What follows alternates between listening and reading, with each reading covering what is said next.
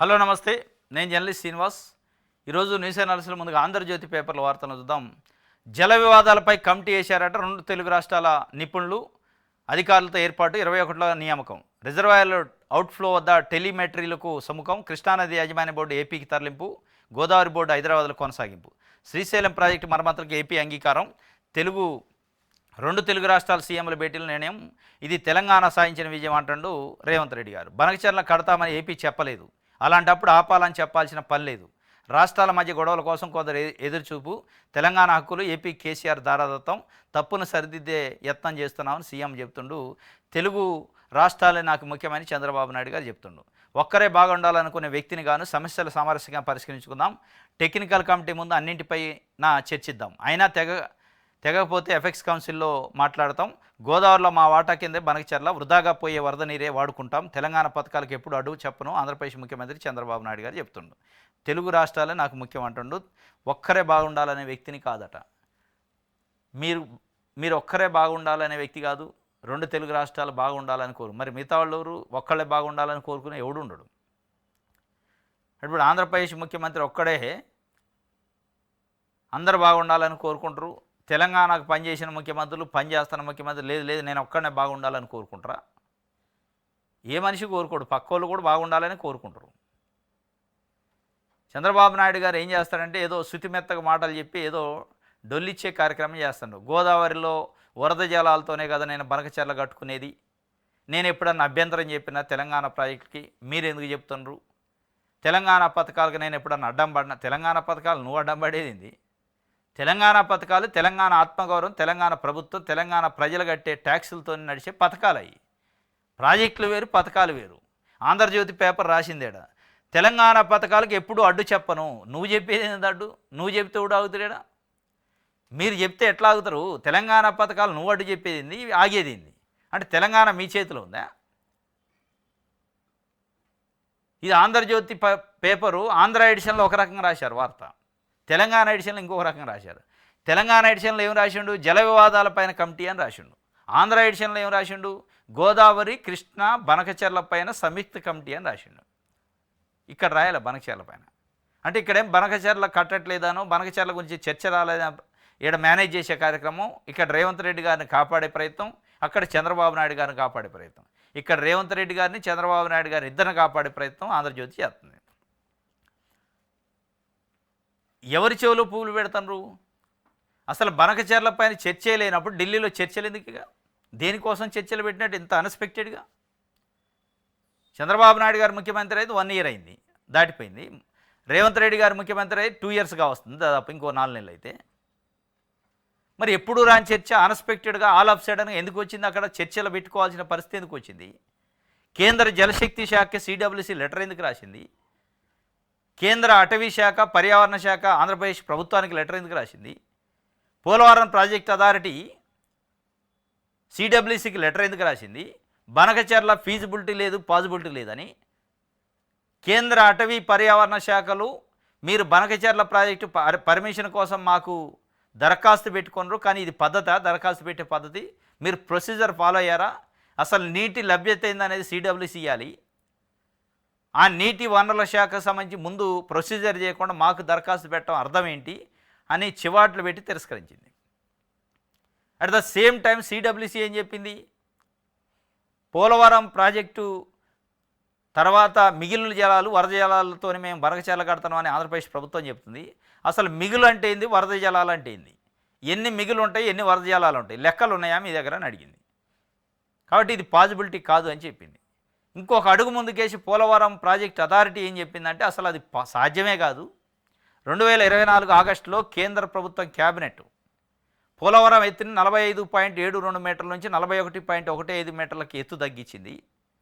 Once ఎప్పుడైతే ఆ 4 ఫీట్లు ఎత్తు తగ్గిందో, 4 మీటర్ల ఎత్తు తగ్గిందో, పోలవరం ప్రాజెక్టు నడవటమే కష్టంగా ఉన్నప్పుడు ఇంకొక బనకచర్ల ఎట్లా సాధ్యమైతే అది సాధ్యమే కాదు ఆ ఎత్తుతోని అని చాలా క్లారిటీగా చెప్పింది. ఈ చెప్పినందుకే నేను చర్చలు ఈ అభ్యంతరాలన్నీ చెప్పిన తర్వాత చంద్రబాబు నాయుడు గారు మైండ్ బ్లాక్ అయ్యి ఏం చేయాలో తెలియని పరిస్థితి.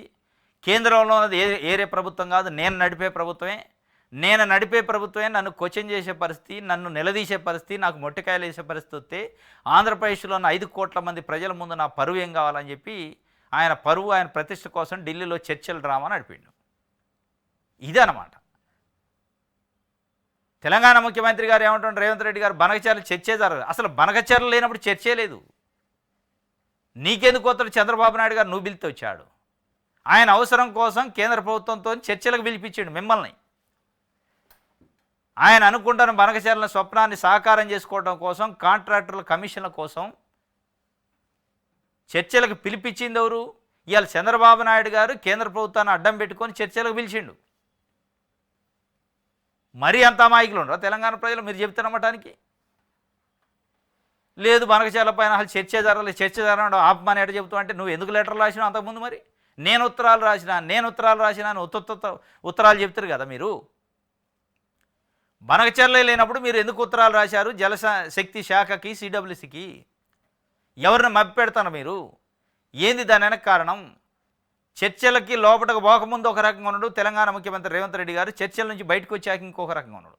చంద్రబాబు నాయుడు గారిని వెనకేసుకొచ్చే కార్యక్రమం, చంద్రబాబు నాయుడు గారిని కాపాడే ప్రయత్నం, తెలంగాణకు నష్టం చేసే ప్రయత్నం చేస్తున్నట్టుంది ఆయన బిహేవియర్ చూస్తే. ఆ ముఖ్యమంత్రి సీట్లో రేవంత్ రెడ్డి గారు తప్ప వేరే వాళ్ళు ఎవరున్నా ఆ మాట మాట్లాడరు. తెలంగాణకి నష్టం జరిగే విధంగా బనకచర్ల చర్చే రాలేదంటమేంది ఇంత మరి నిస్సిగ్గా? చర్చ వచ్చింది, నేను అబ్జెక్షన్ చెప్పినా అని చెప్పు. అంటే చంద్రబాబు నాయుడు గారు ఏం పని లేక మిమ్మల్ని పిలిపించి కేంద్ర ప్రభుత్వంతోని నోటీస్ పంపించి మీకు పిలిపించి ఆడబెట్టాడు, ఏం చర్చ లేకుండా. కాబట్టి తప్పనిసరిగా బనకచర్ల పైన చర్చ జరిగిందట. దానిపైన ముఖ్యమంత్రి రేవంత్ రెడ్డి గారి కంటే నీటిపారుదల శాఖ మంత్రి ఉత్తమ్ కుమార్ రెడ్డి తీవ్రమైన అభ్యంతరం వ్యక్తం చేసిండట. వాగ్వివాదం జరిగింది చంద్రబాబు నాయుడు గారితో. దాని తర్వాతనే సంయుక్త కమిటీ వేద్దాం, తర్వాత చూద్దామని వాయిదా వేశారట. ఇది అసలు జరిగింది. అసలు విషయాన్ని మభ్యపెట్టే ప్రయత్నం, చంద్రబాబు నాయుడు గారిని కాపాడే ప్రయత్నం రేవంత్ రెడ్డి గారు చేస్తున్నట్టు, ఆయన గురువు కోసం ప్రయత్నం చేస్తున్నట్టు అనిపిస్తుంది. చర్చే లేదు. ఇక్కడ క్లియర్గా చెప్పిండు చంద్రబాబు నాయుడు గారు. ఇక్కడ చెప్పినట్టు ఆంధ్రజ్యోతి పేపర్ ఇదే వర్డ్స్ని అక్కడేమో హైలైట్ చేసి హెడ్డింగ్ ఐటెం పెట్టిండు ఆంధ్రప్రదేశ్ ఎడిషన్లో. ఇక్కడేమో లోపల రాసిండు, ఒక్కరే బాగుండాలనే వ్యక్తిని కాదు, సమస్యలు సామరస్యంగా పరిష్కరించుకుందాం, టెక్నికల్ కమిటీ ముందు అన్నింటిపైన చర్చిద్దాం, అయినా తెగకపోతే అపెక్స్ కౌన్సిల్లో పెడదాం, గోదావరిలో మా వాటా కింద బనకచర్ల వృధాగా పోయే వరద నీరే వాడుకుంటాం. ఇదేంది మరి బనకచర్ల పైన చర్చ అన్నప్పుడు గోదావరిలో వృధాగా పోయే నీరుతోనే బనకచర్ల కడతానని ఎట చెప్పిండు? తెలంగాణ పథకాలను నేను ఎన్నడూ అడ్డు చెప్పను. మీరు చెప్తే ఎట్లా ఇది తెలంగాణ పథకాలు? మీ పథకాలు మీ, వాళ్ళ పథకాలు వాళ్ళే. రైట్, ఇది ఒక భాగం. అయితే ఆ ముగ్గురు అక్రమాస్తులు 1000 కోట్ల పైనే ఉన్నాయి. కాళేశ్వరం ప్రాజెక్టు ఇంజనీర్ల అవినీతిపై రంగంలోకి ఈడీ, మురళీధర్రావు, హరిరామ్ నాయక్, శ్రీధర్ కేసుల వివరాలను ఇవ్వాలంటూ ఏసీబీకి లేఖ. మనీ లాండరింగ్ కోణంలో ఈడీ దర్యాప్తు, శ్రీధర్ కుమారుడు థాయిలాండ్ పెళ్లి, మురళీధర్ కొడుకు కంపెనీ లావాదేవీలపై నజర్, మురళీధర్కు 2 వారాల రిమాండ్, జైలుకి తరలింపు. ఇది కాళేశ్వరం కమామేషి ఇదన్నమాట. కేసీఆర్ పదే చెబుతాడు, నేను 1 కోటి ఎకరాలను మాగాని చేసిన అంటాడు. 1 కోటి ఎకరాలు మాగాని అయిందో లేదా లెక్క లేదు, కానీ మన దగ్గర వీళ్ళ సిరి సంపద పెరిగినాయి. ఇంజనీర్లు, రాజకీయ నాయకులు, ఫామ్ హౌజులు పెరిగినాయి, 100,000 ఎకరాలు సంపాదించారు. అవి గుట్టలు బయటపడతారు. 1000 కోట్ల ఆస్తి ఉందట ముగ్గురి, ఏది అఫీషియల్గా బయటపడదు. ఈ 1000 కోట్ల ఆస్తి పైన ఏసీబీ కేసు నమోదు చేసింది, అరెస్ట్ కూడా చేసింది. ఇప్పుడు ఈడీ ఎంటర్ అయింది, ఎన్ఫోర్స్మెంట్ డైరెక్టరేట్, సెంట్రల్ గవర్నమెంట్. వాళ్ళు కూడా మేమేం తక్కువ ఉన్నాం, మేము కూడా అందులో ఎంటర్ అవుతాం, తలదూరుస్తామని దూర్చారు. మరి వీళ్ళు కలిసి రాజకీయం కోసమే, బెదిరింపుల కోసమే, బ్లాక్మెయిల్ కోసం వాడుకుంటారా? నిజంగానే ఆ 1000 కోట్లు ఇది కనపడని ఇంకా చాలామంది నాయకుల దగ్గర 1000 కోట్లు ఉన్నాయి. ఈ 1000 కోట్లు తీసుకొచ్చి ప్రజల ఖజానాలు వేసే కార్యక్రమం ఎవడం చేస్తారంటే ఎవ్వరూ చేయరు. ఇదంతా ఉట్టి ముచ్చట. బ్లాక్మెయిలింగ్, బెదిరియటానికి, దారిలోకి తెచ్చుకోవడానికి తప్ప దీంట్లో అయ్యేది లేదు, పోయేది లేదు. ఇది స్పష్టం. ఇది 1000 కోట్లు సంపాదించారట. రైట్, ఇది ఆంధ్రజ్యోతికి సంబంధించి. నమస్తే తెలంగాణలో బాబుతో మెలాకతు, బనకచర్లపై దస్కత్తు, తెలంగాణకు రేవంత్ ద్రోహం, ఎంత దగ, ఎంత మోసం, తెలంగాణ నీటిబొట్టు ఆంధ్రాకు తాకట్టు, అగ్గి మీద గుగ్గిలమవుతున్న తెలంగాణ వాదులు, రగులుతున్న సాగునీటి రంగ నిపుణులు, బగ్గుమంటూ మండుతున్న మేధావులు, రైతు సంఘాలు, యువత, వర్సిటీ విద్యార్థులు, మన నీళ్ల కోసం మరో ఉద్యమం, ప్రజా పోరాటానికి తెలంగాణ సన్నద్ధం. ఇక ఆంధ్రజ్యోతి పండగ చేసుకుంటుంది, ఫుల్ దంచి వదిలిపెట్టింది. ఇదే మన నమస్తే తెలంగాణ. వీళ్ళకి ఇదే సన్ను. దీన్ని మరి తెలంగాణకు రక్షణగా ఎట్లుందామని చూడరు, ప్రెస్ మీట్లు దీంట్లో వార్తలు రాయటం తప్ప రోడ్ల మీదకి ఎట్లా వద్దామని చూడరు. సెంటిమెంట్ని రెచ్చగొట్టే ప్రయత్నం చేస్తారు. ఇవాళ తెలంగాణకు కావాల్సిన సెంటిమెంట్ కాదు, తెలంగాణకు కావాల్సింది న్యాయం, తెలంగాణకు కావాల్సింది రక్షణ. తెలంగాణ నీళ్లను కాపాడే రక్షకుడు కావాలి, తెలంగాణకు అన్యాయం జరగకుండా చూసేటోడు నాయకుడు కావాలి. తెలంగాణకు నిజంగానే రేవంత్ రెడ్డి అన్యాయం చేస్తానన్నప్పుడు న్యాయం చేయాలనుకునే పార్టీలు నాయకులు బయటకు రావాలి, బయటకు వచ్చి కాపాడాలి. మీరు వార్తలు రాసి ఉత్తగానే రెచ్చగొట్టి ప్రెస్ మీట్ పెట్టి రెచ్చగొడితే కాకుండా ఇది ఎజెండాకు సంబంధించి బనకచర్ల అంశం ఇవాళ ఎజెండాలో లేనే లేదని అబద్ధం చెప్పిండు. కానీ సమావేశం చర్చనీయాంశాలు మొట్టమొదటి అంశంగా బనకచర్ల ఉన్నట్టు నిరూపించే ఎజెండా కాపీ బనకచర్లపై చర్చ జరగలేదని ముఖ్యమంత్రి రేవంత్ రెడ్డి చెప్తుండు. చర్చ జరిగిందని ఆంధ్రప్రదేశ్లో ఉన్న ఆంధ్రప్రదేశ్ ఎడిషన్స్లో అన్ని పేపర్లో వార్తలు వచ్చింది. చర్చ జరిగింది, కమిటీ వేశారని. గోదావరి, కృష్ణా, బనకచర్ల ఈ మూడింటిపైన సంయుక్తంగా కమిటీ వేశారని స్పష్టంగా ఆంధ్రప్రదేశ్ ఎడిషన్స్లో పేపర్లు రాసినాయి. అదే పేపర్లు ఇక్కడ తెలంగాణ ఎడిషన్కి వచ్చేటాలకు మాట మార్చి అబద్ధపు వార్తలు రాసినాయి. అంటే దీన్ని బట్టే అర్థమైంది ఇది మేనేజబుల్ వార్తలు. రెండు తెలుగు రాష్ట్రాల ముఖ్యమంత్రులు మేనేజ్ చేసి రాయించిన వార్తలు. ఇది చంద్రబాబు నాయుడు గారు, రేవంత్ రెడ్డి గారు మిలాఖత్ అయి రాయించిన వార్తలు. మీ ఎడిషన్లో మీరు రాయించుకోండి సార్, మా కాడికి వచ్చేటాలకు మాకు మళ్ళీ అనుకూలంగా రాయించండి, జరగలేదని చర్చ అని చెప్పినట్టు రాయించినట్టే ఉంది తప్ప వేరే ఏం లేదు ఇందులో. ఇది మొత్తానికైతే దగా మోసం జరిగింది, దాగుడు మూతలు దండాకోరు లెక్క ఉందన్నమాట.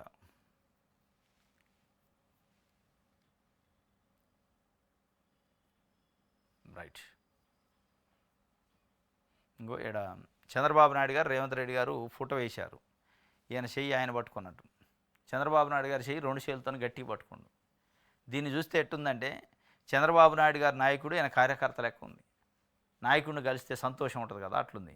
సాటి ముఖ్యమంత్రి లెక్క లేదు. ఆయన బిహేవియర్ అట్లే ఉంది, ఈయన రిసీవ్ చేసుకోవడం చంద్రబాబు నాయుడు గారు రిసీవింగ్ అట్లే ఉంది, ఈయన పోకడ కూడా అట్లే ఉంది.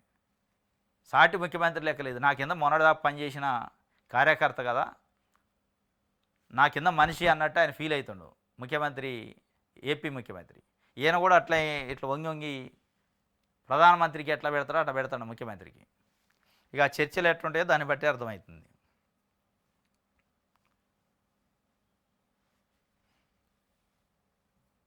సాక్షి పేపర్లు ఆ ముచ్చటే లేదంటాడు. బనకచర్ల ఏపీ ప్రస్తావించలేదు, మేము ఆపమనలేదు.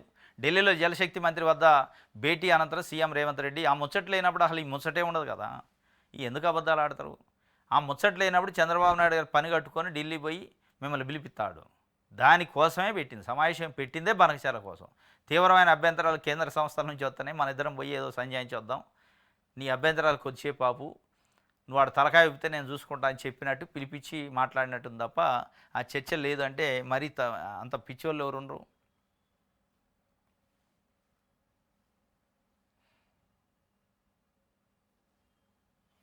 రైట్. తాళాలే తీయరు, ఫీజులు మెక్కేస్తారు, ప్రైవేట్ ఎంబీఏ ఎంసీఏ కాలేజీల మోసం, ఉన్నత విద్యామండలి పరిశీలనలో వెలుగు చూసిన నిజాలు, పుస్తకాల లెక్కల్లోనే విద్యార్థులు, వారిది అంతా వేరే దారి, తూతు మంత్రంగా పరీక్షలు, పాస్ సర్టిఫికేట్లు, క్లాసులే పెట్టరు, విద్యార్థులు లేరు, ఫీజు రింబర్స్మెంట్ మాత్రం కాలేజీల ఖాతాలకు వెళుతుంది. ఇది ప్రైవేట్ ఎంబీఏ ఎంసీఏ కాలేజీల తీరు. కొన్నేళ్లుగా ఈ వ్యవహారం సాగుతుంది. దీనిపై ఏటా కుప్పలు తెప్పలుగా ఫిర్యాదులు వస్తున్నాయి. ఈ నేపథ్యంలో ఉన్నత విద్యామండలి ఇటీవల దాదాపు 40 కాలేజీలను తనిఖీ చేసింది. చాలా చోట్ల ఎంబీఏ ఎంసీఏ బోధనే జరగడం లేదని గుర్తించింది. కొన్ని చోట్ల అదే ప్రాంగణంలో ఇంజనీరింగ్ కాలేజీలు నిర్వహిస్తున్నాయి. ప్రభుత్వ లెక్కల్లో మాత్రం కాలేజీలు కనిపిస్తున్నాయి. కొన్ని అది కౌన్సిలింగ్లో జరుగుతుంది, సీట్ల కేటాయింపు పూర్తవుతుంది, రికార్డులో ఉన్న విద్యార్థులు కాలేజీలు మాత్రం ఉండరు. ఇది అత్యంత దారుణం అన్నమాట. ఎంబీఏ ఎంసీఏ కాలేజీలు కాదు, కొన్ని ఇంజనీరింగ్ కాలేజీలు కూడా ఉన్నాయి. ఇట్లే ఆడ కాలేజీ ఉంటుంది, ఏది సెకండ్ పేజీ,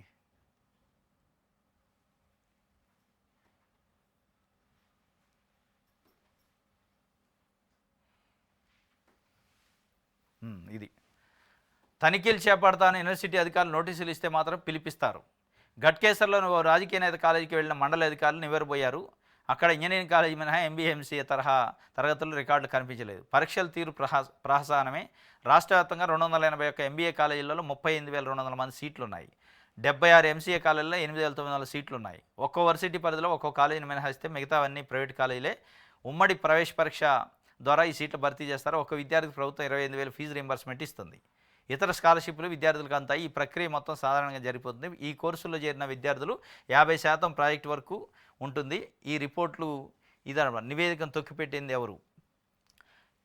ఆనవాళ్లే లేని కాలేజీల భాగవతంపై తనిఖీలు జరిపిన మండలి అధికారులు నివేదిక రూపొందించారు. ఇది జరిగి 2 నెలలైంది. ఇంతవరకు ఇది ప్రభుత్వం వద్దకు చేరలేదు. రాజకీయ ఒత్తిడే కారణమని తెలుస్తుంది. తనిఖీ వ్యవహారంపై మండలి వర్గాల్లోనూ వివాదాలకు కారణమవుతుంది. కీలకమైన నివేదికను ప్రభుత్వం దృష్టికి తేవాలని ఒక వీసీ పట్టుబడుతున్నారు. దీనిపై ఆందోళన చేసేందుకు విద్యార్థి సంఘాలు సమాయత్తమవుతున్నాయి. ఇది ఇలా ఉంటే ఉస్మానియా యూనివర్సిటీ అధికారులు గురువారం నుంచి కాలేజీల తనిఖీలు చేపట్టబోతున్నారు. ఇది పూర్తయిన తర్వాతే అనుబంధ గుర్తింపిస్తారు. మండలి నివేదికను పరిగణలోకి తీసుకుంటే చాలా కాలేజీలకు అనుబంధ గుర్తింపు వచ్చే అవకాశం ఉండదు. ఈ మొత్తం వ్యవహారంలో అన్ని స్థాయిలకు ముడుపులు వెళుతున్నాయని విద్యార్థి వర్గాలు భావిస్తున్నాయి. దాదాపు 41 MBA MCA కాలేజీలపైన కంప్లైంట్ ఫిర్యాదు చేసిండు మాసారం ప్రేమకుమార్ అని క్రిస్టియన్ జనసమితి రాష్ట్ర అధ్యక్షుడు. దానిపైన ఉన్నత విద్యా మండలి రాష్ట్ర హైయర్ ఎడ్యుకేషన్ కౌన్సిల్ నోటీసులు ఇచ్చింది. వాళ్ళందరికీ నోటీసులు ఇచ్చి ఎంక్వైరీ చేసింది. ఎంక్వైరీలో దానికి సంబంధించిన రిపోర్ట్ కూడా తయారైంది. కానీ ఆ రిపోర్ట్ను బయటికి రాకుండా ఉన్నత విద్యా మండలిలో ఒక వర్గం, ఒక సెక్షన్ ఆఫ్ అధికారులు తొక్కి పెడతారట. ఒక వైస్ చైర్మన్ ఎట్టి పరిస్థితుల్లో నివేదికను బయట పెట్టాల్సిందే, వాళ్ళ భరతం పట్టాలని పట్టుబడుతుండట. కానీ మిగతా వాళ్ళు మట్టుకి ఇక దాన్ని తొక్కిపట్టే ప్రయత్నం, అవసరమైతే ఆ MBA MCA కాలేజీలు అవకతవకలు పడ్డ కాలేజీలతో చర్చలు జరిపి మిలాఖత్ అయ్యి రాజీ కుదుర్చుకునే ప్రయత్నం చేస్తాడట. రాజీ కుదుర్చుకునే ప్రయత్నం చేయనప్పుడు నివేదిక ఎందుకు బయటకు రాదు? ఆల్రెడీ మళ్ళీ అనుబంధ గుర్తింపు రికగ్నేషన్ కోసం వాళ్ళు దరఖాస్తు చేశారు. విజిటింగ్ జరుగుతుంది యూనివర్సిటీ నుంచి. మరి ఈ సందర్భంలో ఆ నోటీసు, ఆ రిపోర్ట్ను బయట పెడితే గుర్తింపు రాకుండా పోద్ది కదా. ఆ అక్రమంగా నిబంధనల ఉల్లంఘన చేసే కాలేజీలకి వాళ్ళ గుర్తింపు వచ్చిన దాకా ఈ రిపోర్ట్ తొక్కి పెడతారు. తర్వాత గుర్తింపు వస్తే ఇక అయిపోయాయి. 40 కాలేజీల మీద కంప్లైంట్ ఉంది. రిజిస్టర్లలో విద్యార్థుల పేర్లు ఉంటాయి, కానీ విద్యార్థులు కాలేజీలు ఉండరు. ఫీజు రీంబర్స్మెంట్ వద్ది, ఎగ్జామ్స్కి అటెండ్ అవుతారు. 2 సార్లు వస్తారట కాలేజీకి. ఒకటి ప్రాజెక్ట్ రిపోర్ట్ ఇచ్చేటప్పుడు, ఇంకోటి ఎగ్జామ్స్కి. ఇక మిగతా అప్పుడు కాలేజీ దిక్కు చూడరు. ఇది అలా జరుగుతుంది. మొత్తానికైతే దానిపైన తాళాలు తీయగానే ఫీజులు మెక్కేస్తారు ఫీజు రీంబర్స్మెంట్ పేరుతోనని సాక్షి పేపర్ ఒక వార్త, MBA MCA కాలేజీ పైన ఒక వార్త రాసింది. ఇది ఒక వార్త. వెలుగు పేపర్ చూద్దాం.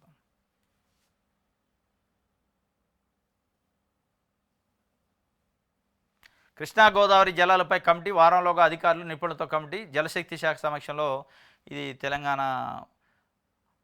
ఏపీ సీఎంలు నిర్ణయం చేసినట్టు రాసింది.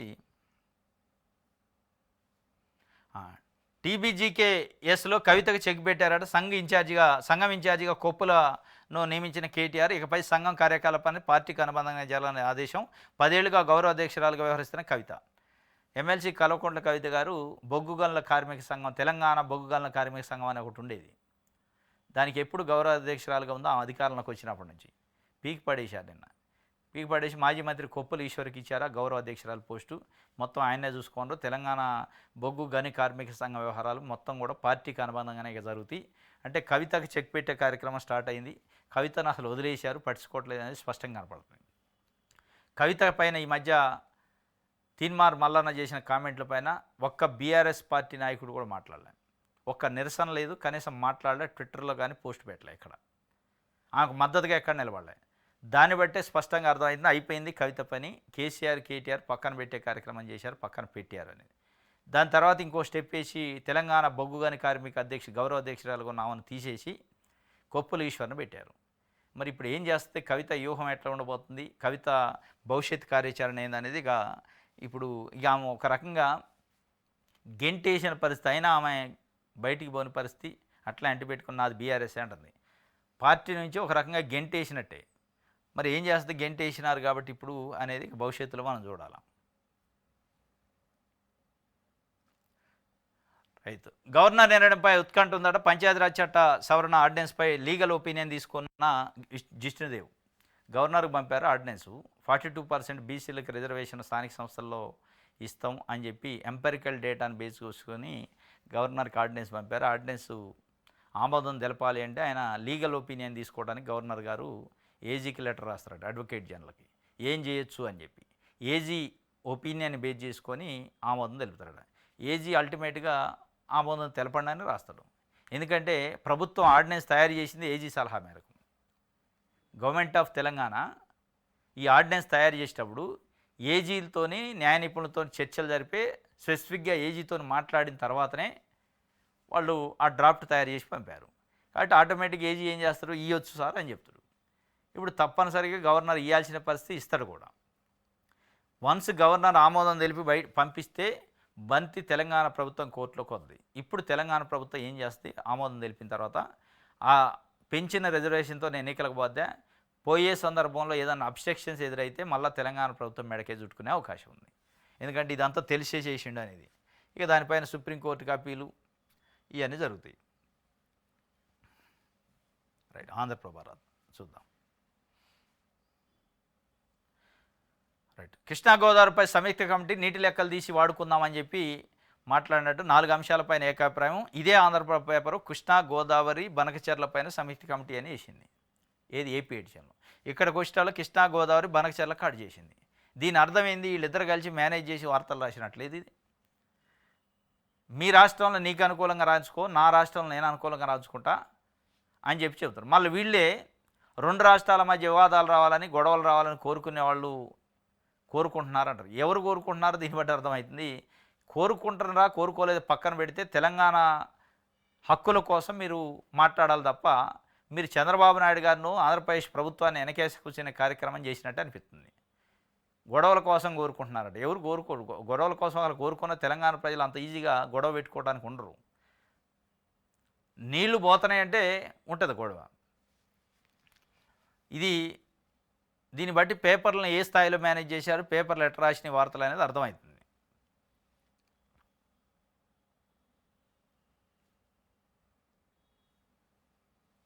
రైట్, దిశ పేపర్. స్థానిక ఎన్నికలకు సిద్ధమవ్వండి, సెప్టెంబర్ నెలాఖరు కల్లా నిర్వహించాలి, ఎలక్షన్ మెటీరియల్ రెడీ చేయండి, అధికారులకు పంచాయతీరాజ్ శాఖ ఆదేశాలు ఇచ్చిందట. మొత్తానికి స్థానిక ఎన్నికలపైన చాలా స్పీడ్గా ఉంది తెలంగాణ ప్రభుత్వం. ఆర్డినెన్స్ ఒకవైపు పంపింది, ఇంకొకవైపు పంచాయతీరాజ్ డిపార్ట్మెంట్ని అలర్ట్ చేస్తుంది, ఎన్నికలకు రెడీగా ఉండని ఎన్నికల సంఘాన్ని అలర్ట్ చేసింది.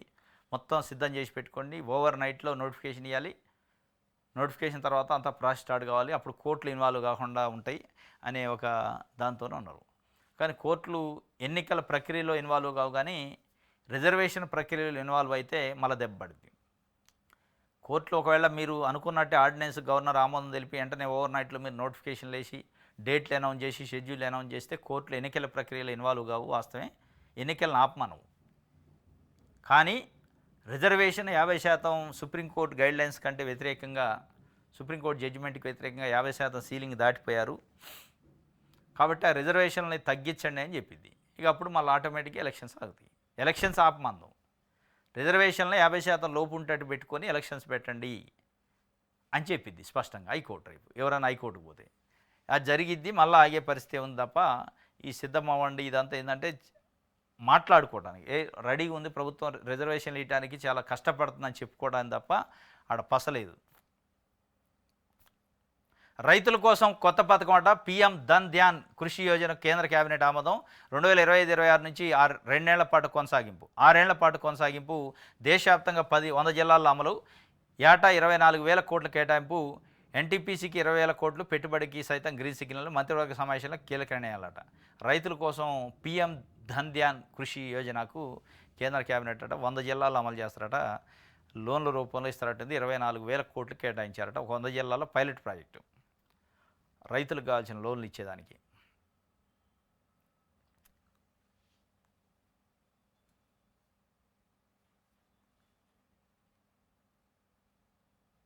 దేవాదాయ శాఖలో నిధుల దుర్వినియోగానికి చెక్కు, ప్రభుత్వం ఆమోదించిన తర్వాతే బడ్జెట్ కేటాయింపులు అని చెప్పి దేవాదాయ శాఖ ఒక ఉత్తర్వు జారీ చేసింది. నిధుల దుర్వినియోగానికి అయితే చెక్ పెట్టారు, కానీ దేవాదాయ శాఖకి ఎండోమెంట్కి సంబంధించి ఉన్న ల్యాండ్స్ని ప్రొటెక్ట్ చేసే దానికి చెక్ పెట్టాలి. కోట్ల రూపాయలు విలువ చేసే ల్యాండ్ని దేవాదాయ శాఖ అధికారుల నిర్లక్ష్యం వల్ల కబ్జాదారుల చేతులలో పోతుంది. ఆ కబ్జాదారులకు సహకరిస్తున్న కొంతమంది దేవాదాయ అధికారులు కూడా చూసి చూడనట్టుంటే వాళ్ళు అమ్ముకుంటున్నారు కబ్జా చేసి కోట్ల రూపాయల విలువైన భూములు. ఇక దానికి చెక్ పెట్టాలా, ఈ నిధులు కాదు. రైట్, ధనార్జనే ధ్యేయమట. విద్యార్థులు క్లాసులకు రాకున్నా ఓకే, పలు ఎంబీఏ ఎంసీఏ కాలేజీలు తీరిది, ఫ్యాకల్టీని సైతం నియమించని వైనం, వీసీలు ఉన్నత విద్యామండలి ఉదాసీనత. విద్యార్థుల భవిష్యత్తుతో చెలగాటం వద్దంటున్న విద్యార్థి సంఘాలు. ఇది ఇందాకటిదే ఎంబీఏ, ఎంసీఏ కాలేజీకి సంబంధించి గతంలో నోటీసులు కూడా అందినాయి. ఈ 40 కాలేజీలకు సంబంధించి నిబంధనలకు విరుద్ధంగా నడుస్తున్నాయి. కాలేజీ ఉంటుంది, రిజిస్టర్లలో పేర్లు ఉంటాయి, కానీ విద్యార్థులు ఉంటారు కాలేజీలో. కాలేజీ ఉంటుంది, బీసీ, ఎస్సీ, ఎస్టీ స్కాలర్షిప్లు అప్లై చేస్తారు, ఫీజు రింబర్స్మెంట్ కాలేజీకి వద్ది, కానీ విద్యార్థులు ఉండరు. విద్యార్థులు కేవలం 2 సార్లు కాలేజీకి వస్తారు. ఒకటి ప్రాజెక్ట్ రిపోర్ట్ ఇవ్వడానికి, ఇంకో ఎగ్జామ్ హాల్ టికెట్ తీసుకోవడానికి. ఈ 2 సార్లు తప్ప మిగతా కాలేజీకి ముఖం చూడరు, కాలేజీ వాళ్ళని తీసుకోదు. ఆడ ఫ్యాకల్టీ ఉండరు, విద్యార్థులు ఉండరు, ఎవరు ఉండరు. కేవలం అటెండెన్స్ రిజిస్టర్ ఉంటుంది, ఒక అటెండెంట్ ఉంటారు. ఇది రాష్ట్ర వ్యాప్తంగా ఉన్న ఎంబీఏ కాలేజీలో దాదాపు 40 కాలేజీల పైన ఇప్పటికే కంప్లైంట్ ఉంది. ఉన్నత విద్యా మండలి అధికారులు దానిపైన ఎంక్వైరీ చేశారు, రిపోర్ట్ రెడీగా ఉంది. కానీ ఆ రిపోర్ట్ను బయటికి రాకుండా ఉన్నత విద్యా మండలిని మరి ప్రభుత్వం ఆపుతుందా, లేకపోతే ఉన్నత విద్యా మండలిలోని కొంతమంది అధికారులు తొక్కి పెడతారట. ఎందుకు తొక్కి పెడతారు రిపోర్ట్ను బయట రాకుండా అంటే, ఇప్పుడు ఆ 40 కాలేజీకి సంబంధించిన రిపోర్ట్ బయటకు వస్తే ఒక్క కాలేజీకి కూడా రెన్యువల్ కాదు, పర్మిషన్ గుర్తింపు రెన్యువల్ కాదు. ఆ గుర్తింపు రెన్యువల్ ప్రక్రియ ఇప్పుడు కొనసాగుతుంది. విద్యార్థుల అంటే యూనివర్సిటీ అధికారులు పోయి విజిట్ చేసి గుర్తింపును రెన్యువల్ చేస్తారు. ఆ గుర్తింపు రెన్యువల్ ఆ 40 కాలేజీలు కూడా చేయించడం కోసమే ఉన్నత విద్యా మండలిలోని ఒక వర్గానికి సంబంధించిన అధికారులు ఈ రిపోర్ట్ను బయటికి రాకుండా చేసి, ఎప్పుడైతే ఆ గుర్తింపు వాళ్ళకి రెన్యువల్ అవుతుందో ఇక అప్పుడు ఇది బయటకు వచ్చినా రాకపోయినా పెద్ద సమస్య కాదు. వాళ్ళకి రెన్యువల్ అయింది కాబట్టి రెన్యువల్ మీద కోర్టుకు పోతారు అవసరం అయితే ఆపితే. ఇది ఎలా జరుగుతుంది. ఈ తతంగం ధనార్జనే లక్ష్యంగా కాలేజీలు నడుతున్నాయి. ఆ కాలేజీలను కాపాడటం లక్ష్యంగా ఉన్నత విద్యా మండలిలో కొంతమంది అధికారులు వ్యవహరిస్తున్నారు. ఇది ఎలా జరుగుతుంది. దీనిపైన కనీసం ముఖ్యమంత్రి రేవంత్ రెడ్డి గారు చొరవ చూపి ఇంజనీరింగ్ కాలేజీలపైన ఏ విధంగా అయితే క్లాస్ బీకారో, మీ ఇష్టం వచ్చినట్టు చేస్తే క్రిమినల్ కేసులు పెట్టి లోపల ఎత్తాలని బెదిరించారో, సేమ్ ఎంబీఏ, ఎంసీఏ కాలేజీలు కూడా బెదిరించాలి. ఎందుకంటే వాళ్ళే మళ్ళీ ఇల్లు అక్కడ ఇంజనీరింగ్ కాలేజీకి ఎవరైతే మేనేజ్మెంట్లో ఉన్నారో దాదాపు వాళ్ళే ఇక్కడ కూడా ఉంటారు, కొత్త వాళ్ళు కాదు. కాబట్టి ఇష్టం వచ్చినట్టుగా విద్యను వ్యాపారం చేసి మార్కెట్లో అమ్ముకుంటున్నారు. విద్యను వ్యాపారం చేసి ఫీజులు తీసుకొని చదువు చెప్తున్నారంటే ఇక వ్యాపారం ఏ స్థాయికి పోయిందంటే, ఫీజులు తీసుకుంటాం, అసలు కాలేజీలు నడపం మేము, విద్యార్థులు రారు, అయినా కానీ మాకు ఫీజు రీయింబర్స్మెంట్ రావాలి, ఫీజులు రావాలి, మా డబ్బులు మాకు రావాలి, వాడు చదివితేంది చదవకపోతేందని చదువు లేని సర్టిఫికేట్లు ఇచ్చి సమాజం మీదకి వదులుతుండ్రు ఎలా ఇట్లాంటి కాలేజీలు. కాబట్టి వాళ్ళని కట్టడి చేయాలి, ముఖ్యమంత్రి గారు చొరవ తీసుకోవాలి దీనిపైన. ఇది ధనార్జనే లక్ష్యంగా ఉన్నాయట. ఇది దిశ పేపర్ ఒక వార్త రాసింది. ఎస్, ఇది ఈరోజు న్యూస్ అనాలిసిస్. రేపు తాజా వార్తలతో తిరిగి కలుసుకుందాం. Thank you.